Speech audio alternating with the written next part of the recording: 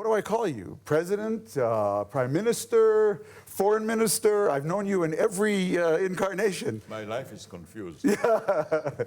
But I know one thing, your thinking isn't, Shimon. So it's a treat to be here with you at this critical time.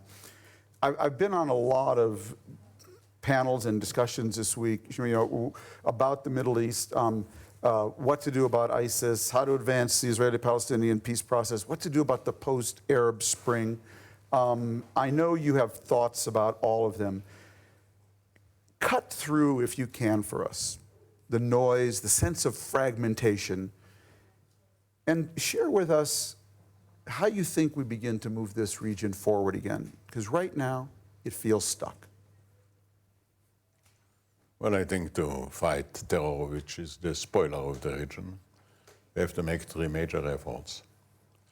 One is to bring in the people, particularly the young people. 60% of the Arabs in the Middle East are below the age of 25, and they are open.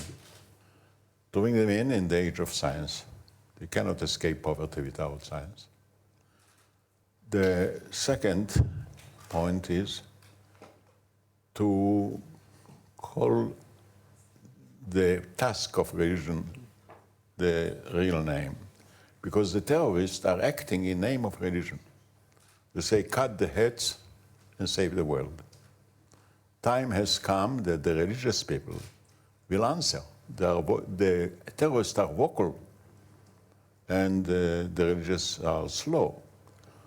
Now having a new spokesman for religion, the Pope, that affected the Christianity, but all other religions, and now we are organizing an interfaith to bring back the values, not only the modernity. There cannot be technologically without having some spiritual basis and vice versa. And the second is, the real force today is no longer governments, but global companies. Global companies don't have power, they have strength. They don't have rifles, they don't have armies, and you cannot anyway gain science by arms or by war. They are based on goodwill, on good products, on trustworthy, on good names, and they have to convince that they are bringing back, paying back to the people what the people are giving them. And their good name is very, very important. And I think they have another thing. They change the nature of democracy in three ways. Number one, democracy nowadays is not just the right to be equal, but the equal right to be different. They have legalized the differences in the world. Secondly, democracy is not just free expression, but self-expression. A young girl or young boy, free expression doesn't mean to them they have a private phone. But self-expression, to express their inclinations, their hopes, and by the way, it's very hard to be a young girl or young boy nowadays. This is the second thing. And the third thing is to serve the communities. I mean, the relations through governments have their limitations because they are full of history, of hatred, of suspicion, of fear. And for that reason, many of the leaders are cowards. What we have is to bring the people in the picture, in making peace by dialogue. And the new age also has the advantage that you don't carry flags, so you don't create resentment. And they must understand if they won't participate in the fight against terror, terror will come to them. But they don't have to take rifles and go and fight terrorists. They can help countries to overcome poverty, which is one of the reasons for terror.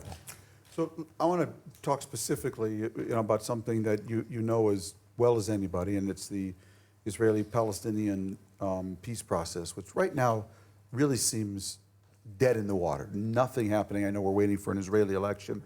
But at the same time, even before that, it was dead. What do you think could break the deadlock now? Is there a new American role? What should Israel be doing? What should the Palestinians be doing? What should the Arab world be doing? How do we get out of this? The election in Israel will be over at some point. What can we do? Well, it depends who will win the elections. There are actually two camps. One is for a two-state solution, and the other is for managing the crisis. I don't know, can you manage a crisis? If you can manage, you wouldn't have a crisis.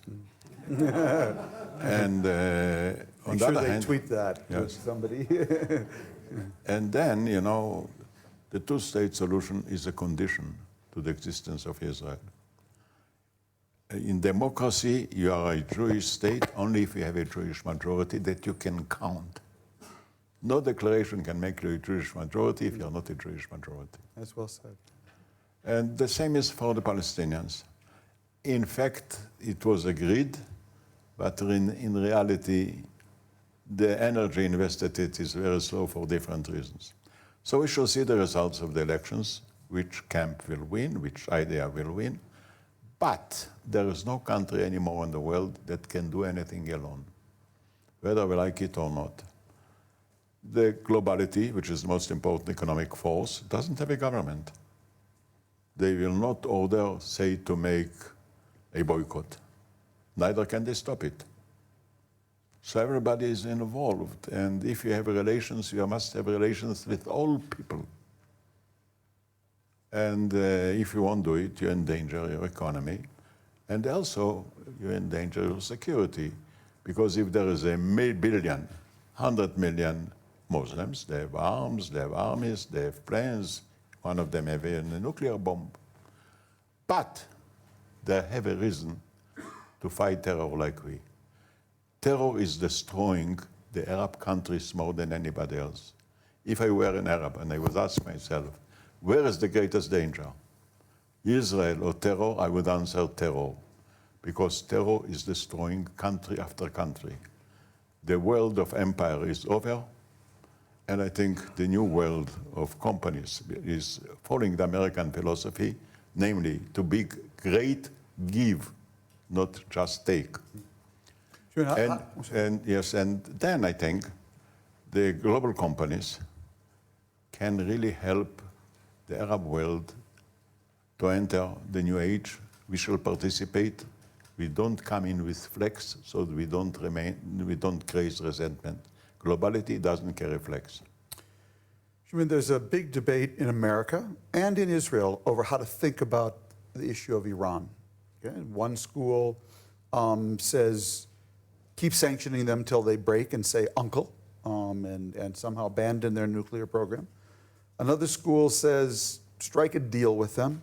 It won't be a perfect deal. You won't get everything you want, but you'll begin a different process there of Iran engaging with the world at a depth and scope that we haven't seen before, and that will drive long-term change. How do you look at this issue? Because it's a debate within Israel. It's obviously a debate within America. I think we have to bring an account not just one consideration, but several. I'm not sure that the young generation in Tehran is really at the same mind as the old leaders. And we can see a revolt of women and youngsters. They won't stop. I think the Middle East will be changed finally by young people and women, because they are victims of the present state. So we have to encourage them and work with them. And they will play a role. I don't know, the globality doesn't have a watch. We are not in Switzerland. There are things that are running fast and things that are late, but they are moving, all of them. So I mean, I wouldn't close my eyes to the social development. Secondly, Iran is facing a very demanding economic problems, not only because of sanctions, but also very much because they are short of water. They are going to have a real problem in a very short while, and the price of oil goes down. So it's very hard to be great and be poor at the same time. And also sanctions have another effect, which is very important. You know, I asked the South African people, how come they gave up power? And the clerk told me, look, when the sanctions were declared, we checked our position, economic, and we found out no problem. We can manage the sanctions. But what we didn't bring in account is the fact that South Africa became separated from the rest of the world. Nobody wants to come to South Africa. Nobody wants to go because football or whatever it is. They were totally alone. And it says it makes life impossible. That can happen to Iran as well. And clearly, it must be, we have to keep the international agreement too. And I think right now, Iran is testing what is the maximum, and America is testing what is the minimum. And we shall see. I think nobody is safe against changes or surprises. So they fix dates, let's wait a date. For us, it is a world problem, not just the Israeli problem. And we have to be with the world, with the responsible world. Because if we shall do alone, we shall remain alone. I want to ask you a personal question. How old are you? Right now, 91 years old. 91 years old. So I look to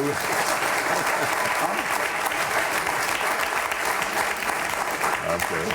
I'm 61 and I'm struggling to keep up with you. I'm taking notes as fast as I can. What is your secret? Do you eat a lot of yogurt? Do you play a lot of tennis? What is your secret? I'll tell you. Count the number of achievements in your life. Then count the number of the dreams in your brain. If the number of the dreams exceeds the number of achievements, you are young. Otherwise, you are old. Fantastic. But a little yogurt? Do you eat a little yogurt? I would, honest, it's not yogurt, it's self-discipline. Interesting. On everything. Yeah. You must be self-disciplined. And you must decide what makes you healthy, what makes you sick, and do it. So I'm self-disciplined on all accounts, my weight, my itinerary, and I'm all the time engaged. I recommend not to take vacations. Vacations is the most boring thing. You take a dog and you sit on the sea. My God, what are you doing there? Yeah. The most interesting thing in life is to work. For that reason, I said that self-expression is more important than free expression. And I'm busy all the time. I don't have a moment. And by the way, I don't believe in Freud. Freud tried to make each of us a complex. I don't feel myself as a complex. I feel myself as a human being who is quite happy, optimistic, engaging, and serving other people as well. That's great. And even with Kissinger, whom I admire, I don't think the problem is only power. The problem is really has a spiritual side. And the greatest thing in life, the wisest thing in life, if you want really to have a good life, be an honest man. Nothing is wiser than be honest. Better to be honest than to be rich, believe me. Well, thank you. As I was walking here, I'm thinking about what to talk to you about. I think of you as a young man, 29 years old, working with David Ben-Gurion, negotiating the nuclear deal with France. And France is now obviously in the news in a very tragic way in recent weeks, and the French Jewish community as well. And I've read calls from Israel that say French Jews should all move to Israel. Would Israel really be safer in a world where all French Jews move to Israel? How do you think of that issue, the tension between Israel as a homeland for all the Jewish people, a place that would ingather them, provide them both safety and opportunity, but also the importance of Jews as part of the global diaspora? That's also part of Israel's security as well. How do you think about that issue? I think a Jew must try to live freely in a free world. The reason why we called for the Jewish people to go to Israel is not just because there is anti-Semitism, but for 2,000 years of our existence, we are strangers in the town, and we are persecuted. We could exist, it's a wonder, for 2,000 years without a land on our legs, under our legs. Really, the Torah kept us more than the land, in a way. But we paid heavily for it. So we decided time has come that we should not be strangers, but we should have a home like anybody else. So it's a renaissance, you know, it's not a protest. And Herzl was born before the Shoah. And there was then a debate between some Jewish people who became communist or socialist and others who became Zionist. The others say communist, say the world is wrong. You have classes, you have rich and you have poor. Let's change the world. The others, the Zionists, says it's impossible to change the world. The communism made Bezboshniks not to believe in the Lord, not to believe in the classes, everything. We have to change ourselves. So it's not a protest against anybody. It's a correction for our own future. And that's it. So we don't push, we don't accuse, and every Jew can live wherever he wants. Anti-Semitism is not a Jewish sickness, it's a non-Jewish sickness. And whoever is sick, let him go to the doctor. Because he makes the whole nation sick. Right. So that's it. And I won't condemn a Jewish person that lives in France or lives in America. It's his right. But I say, let's keep our house that has both land and gospel.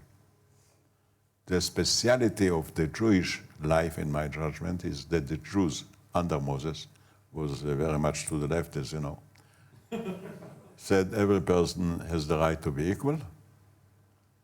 And Moses was the first to protest the world. Since then, the Jews were never satisfied with the world. They tried to change it. And you cannot be a Jew unless you are unhappy. Or dissatisfied at least. I hope so. Because you try to improve the world, to have what you call tikkun olam. And that's, of all attractions in the world, health, strength, wealth, whatever you want, the real attraction, the major attraction of the Jewish people is the moral call. All things disappear, disappoint. Morality lasts forever. So there aren't many people I can ask this question. What would the David Ben-Gurion, whom you knew as a young man and worked for, what would he be advising the Israeli people and government to do today? Clearly, he would go. I mean, he went for the two states. It was Ben-Gurion was a very lonely person. Because lonely. Interesting. Because the map that the United Nations has proposed to us was a terrible map. It didn't leave us with much land or water, nothing. And people say, how can you accept such a land? And Ben-Gurion said, yes, we accept.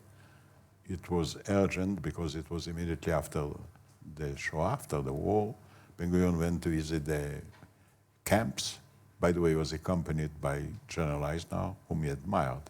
Eisner told him, Mr. Ben-Gurion, have a good look at the people that remain alive. People will forget it, and the world is close to them. So that would make him urgent. The man, Ben-Gurion, was totally innocent. He could be sharp, he could be polemic, but basically, what he said, he believed in. And he said, the world, to work with Ben-Gurion, you have to have at least knowledge about two important principles. Never lie, never stop daring. Never lie, never stop daring. Yes, because you know, when we have our dream about Israel, we thought we have a great dream. The implementation exceeded the dream. Since then, I'm afraid about small dreams. I mean, we should have dreamed greater and larger. And now we have to dream great and large like the world is dreaming. Science doesn't have limitations. And by the way, Ben-Gurion used to say, all experts are experts for things that did happen. You don't have an expert for things that may happen.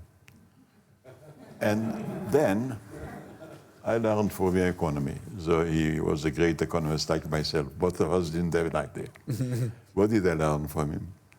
I would come to him. He was the Minister of Defense. I was the Director General, later on his deputy. I would come into him and says, Ben-Gurion, let's do this and that. He says, how much will it cost, the great economist? I told him $1 million. He says, $1 million? Where are we going to take the money from? Okay. 3 weeks passed. I came to him and says, Ben-Gurion, let's do this and that. He asked me, how much will it cost? I told him, $50 million. Oh, he says, that's nothing. If it was for something, it is cheap. If it was against something, it's expensive. That was the economy I have learned. A lot of wisdom in that. Shimon, when we look at the map of the Middle East 50 years from now, let's forget, set aside for a second, what Israel will look like. On that map, do you think that there'll be a place called Iraq on that map and a place called Syria on that map? Not the Iraq that used to be, not the Iraq which is, but a different Iraq. I think all countries in the future, instead of counting how many square miles we have, they'll start to count how many scientists you have per 1 square mile. Because land in itself doesn't produce. And we don't have land. Our greatness comes from technology and science, from the human being. And now, Bob Hope, many Americans remember his humor. He says he doesn't understand why the British do drive on the left hand. So he bought a car, he went to London, and he tried to drive on the right hand. He says, I immediately understood the British. When the world is driving in one way, you cannot drive it the other way. And that's what will happen. There are 400 million Arabs in the Middle East. As I said, 60% are below the age of 25. I'm not sure that the whole generation will change. And if they would change one thing, they would immediately change their economic situation. And that is the discrimination of women. The World Bank published now a survey that says if Egypt would give free rights to women, the GNP of Egypt would grow by 34.6%. It's more than all the foreign aid. And President Obama every time asked me, who is against democracy in the Middle East? I told him the husbands in the name of Allah. But the young generation, the students, they don't discriminate a girl student by a man student. And that's one of the reasons I believe that why in Tunisia, there is a lot of students who occur the change. So I believe technology, age, and moral approach will change everybody. We are still living in the old age. We have an old mind in a new age.